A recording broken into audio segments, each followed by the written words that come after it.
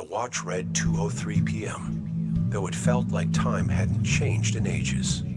I stood in the middle of a long, monotonous hallway with walls of a faded yellow shade, like someone had tried to mute the colors.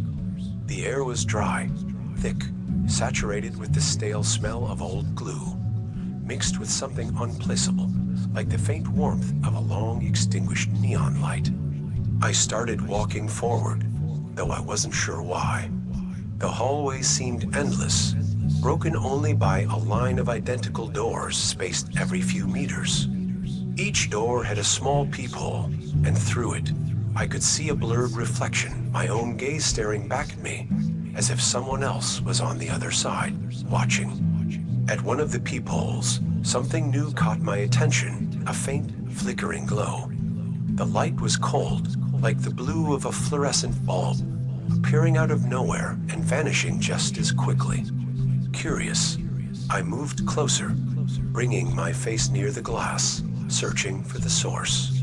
The room inside looked empty at first, but after a moment, I noticed a slight movement, like something was hiding just beyond the corner of the room. My reflection in the peephole shimmered, tilting slightly, as if I wasn't alone.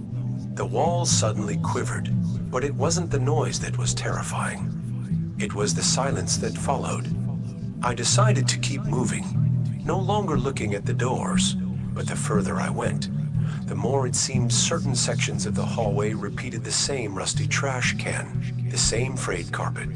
And then I heard footsteps, not mine. They were quiet, almost inaudible, as if treading on a thin layer of dust. I froze. The footsteps stopped too. I hesitated, but finally turned around, and again, nothing. Only silence, far more menacing than any sound. At the end of the corridor, I saw a door that didn't match the others, old, wooden, carved with intricate designs, completely out of place.